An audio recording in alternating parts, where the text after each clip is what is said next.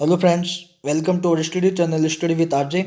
दोस्तों, इस वीडियो में हम रीट एग्जाम के लिए मनोविज्ञान की टेस्ट सीरीज को आगे बढ़ा रहे हैं। ये हमारा टेस्ट नंबर 4 है। अगर आपने इससे पहले के टेस्ट नहीं देखे हैं तो मैंने इस वीडियो के डिस्क्रिप्शन में लिंक दे रखा है, उस पर विजिट करके देख सकते हैं। वीडियो एंड तक देखिए, ईमानदारी के साथ टेस्ट दें। जितना भी स्कोर बनता है वह कमेंट बॉक्स में ज़रूर बताएं। अगर आप हमारे चैनल पर नए हैं तो चैनल को सब्सक्राइब जरूर करें, जिससे आपको वीडियो की नोटिफिकेशन टाइम पर मिल सके। दोस्तों, एग्जाम से पहले आपको अधिक से अधिक क्वेश्चन की प्रैक्टिस करनी है, जिससे निश्चित ही आपको एग्जाम में सफलता मिलेगी। तो चलिए चलते हैं। आज के टेस्ट का पहला क्वेश्चन इस प्रकार है।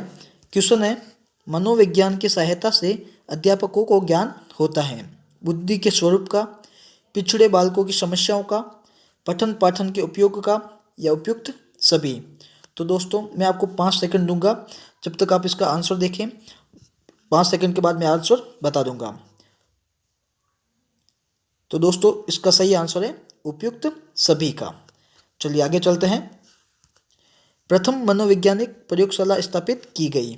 मैकडूगल, वॉटसन, विलियम वुंट या फ्रायड। तो जो प्रथम मनोवैज्ञानिक प्रयोगशाला है उसकी स्थापना करने वाले थे विलियम वुंट।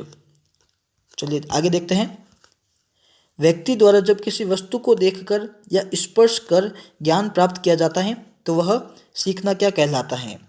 प्रत्यक्षात्मक सीखना, ज्ञानात्मक सीखना, भावात्मक सीखना या करके सीखना।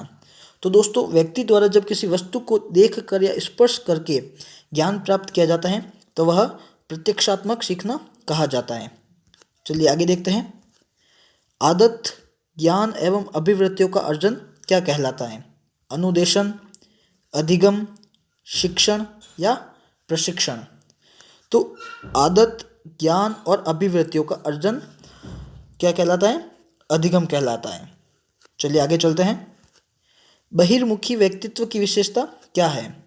ये लोग अत्यंत सामाजिक होते हैं, आशावादी एवं क्रियाशील होते हैं, जल्दी ही मित्र बना लेते हैं, या सभी।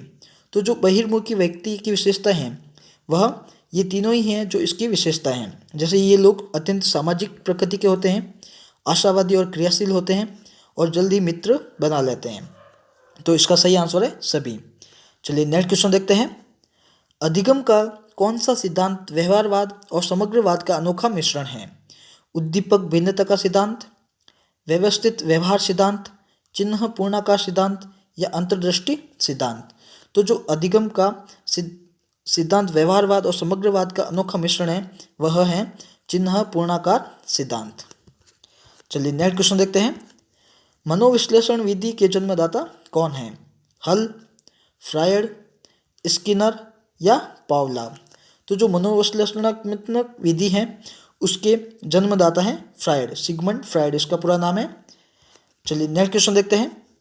सृजनात्मकता की पहचान के लिए गिलफर्ड ने जिन परीक्षणों का निर्माण किया है उसके द्वारा सृजनात्मकता के विभिन्न गुणों का मापन करते हैं। निम्न में से कौन सा विकल्प उन गुणों को अंकित करता है? पूर्व चेतन, समानता, सर्वेक्षण एवं सूझ, विस्तार, समानता, सूझ एवं निरंतरता, मौलिकता, सूझ, सर्वेक्षण एवं विस्तार, निरंतरता, लोचशीलता, मौलिकता व विस्तार। तो दोस्तों, गिलफर्ड ने निरंतरता, लोचशीलता, मौलिकता व विस्तार को बताया था। चलिए आगे देखते हैं। विशिष्ट बालक का प्रकार नहीं है। मानसिक रोगग्रस्त बालक, प्रतिभाशाली बालक, दृष्टि दोष या श्रवण दोषग्रस्त, घटिया आत्मसंप्रत्यय। तो जो विशिष्ट बालक का जो प्रकार नहीं है वह घटिया आत्मसंप्रत्यय विशिष्ट बालक का प्रकार नहीं है। चलिए नेक्स्ट क्वेश्चन देखते हैं। किंडरगार्टन पद्धति का संस्थापक कौन था? मारिया मॉन्टेसरी, फ्रीमैन, रूसो या फ्रोबेल। तो जो किंडरगार्टन पद्धति के संस्थापक फ्रोबेल थे, तो ये आपको ध्यान रखना है। चलिए नेक्स्ट क्वेश्चन देखते हैं। हकलाने का मनोवैज्ञानिक कारण क्या है? घर तथा विद्यालय का तनावपूर्ण वातावरण, संवेगों का तीव्र प्रवाह, शब्द भंडार का अपर्याप्त होना या त्रुटिपूर्ण वाक शैली। तो जो बच्चे हकलाते हैं उनका मनोवैज्ञानिक कारण क्या है? तो इसका सही आंसर है संवेगों का तीव्र प्रभाव। चलिए आगे देखते हैं। रॉबर्ट एम गेने के अनुसार अधिगम अनुक्रम सिद्धांत में अधिगम के प्रकार सम्मिलित हैं: 7, 8, 9 या 6। तो दोस्तों रॉबर्ट एम गेने ने अधिगम अनुक्रम सिद्धांत में अधिगम के प्रकार 8 बताए हैं, तो ये आपको ध्यान रखना है। चलिए आगे देखते हैं। निःशक्त बालकों की शिक्षा के लिए प्रावधान किया जा सकता है समावेशी शिक्षा द्वारा, मुख्य धारा में डालकर, समाकलन द्वारा या उक्त कोई नहीं। तो निःशक्त बालकों की शिक्षा के लिए प्रावधान किया गया है वह समावेशी शिक्षा द्वारा किया गया है। तो दोस्तों आगे चलते हैं। आरटीई एक्ट में कितने अध्याय हैं?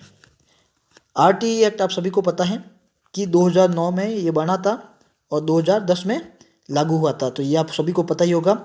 पूरे देश में जम्मू कश्मीर को छोड़कर लागू हुआ था आरटीई एक्ट।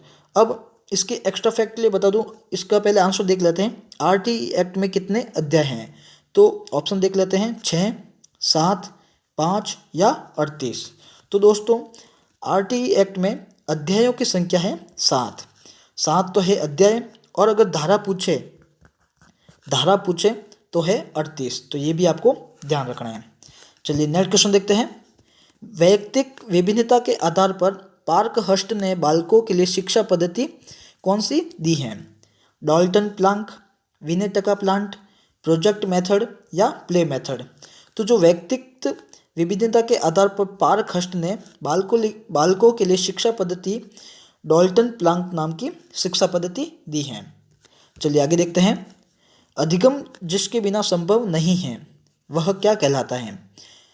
प्रेरणा, शिक्षक, पाठ्य पुस्तक या निर्देशन? तो दोस्तों अधिगम मतलब सीखना जिसके द्वारा संभव नहीं है वह किसके द्वारा संभव नहीं है? तो इसका सही आंसर है प्रेरणा। देखिए दोस्तों, अगर अपने पास मोटिवेशन नहीं होगा तो अपन अधिगम भी नहीं कर सकते, क्योंकि मोटिवेशन एक बहुत ही इंपॉर्टेंट चीज़ है अधिगम के लिए। चलिए आगे देखते हैं।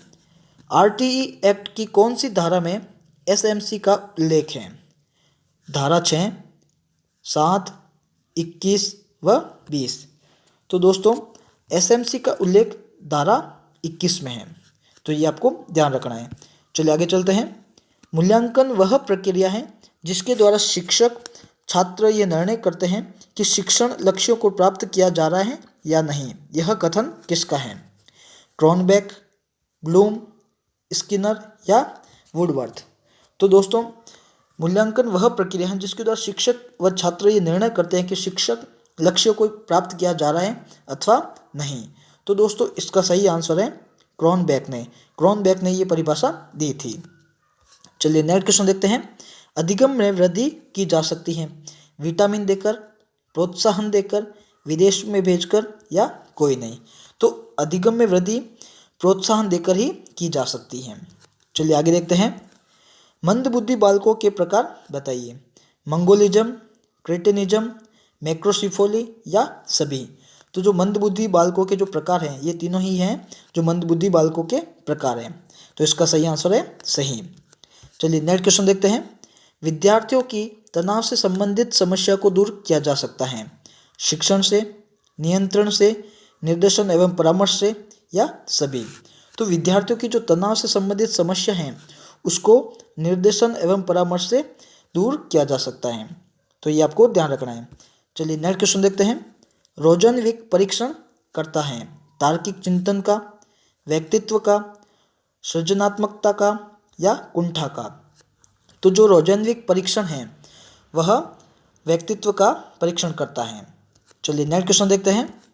बुद्धि पहचानने तथा सुनने की शक्ति है, यह कथन किसका है? मैकडूगल, स्टर्न, बीने या स्टाउट?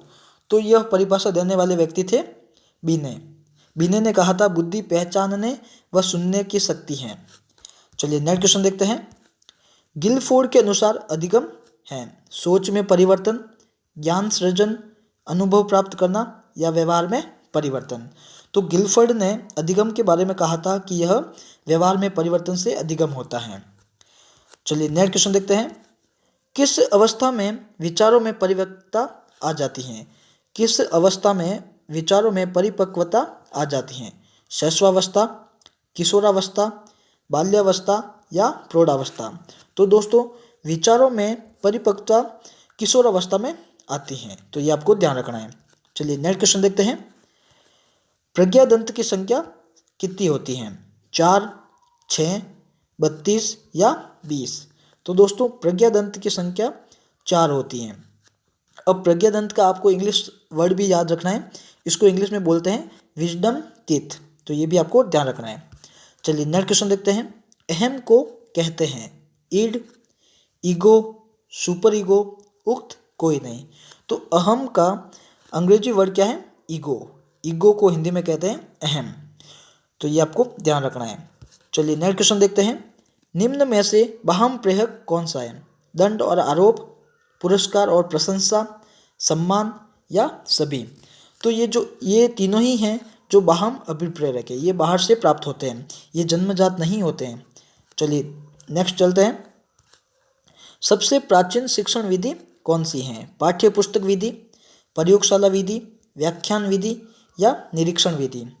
तो जो सबसे प्राचीन शिक्षण विधि है वह है व्याख्यान विधि। चलिए नेक्स्ट क्वेश्चन देखते हैं। बाल विकास का सर्वप्रथम वैज्ञानिक विवरण किसने प्रस्तुत किया? प्लेटो, पेस्टालोजी, हॉल या जॉन डीवी। तो जो बाल विकास का सर्वप्रथम वैज्ञानिक विवरण देने वाले मनोवैज्ञानिक थे पेस्टालोजी।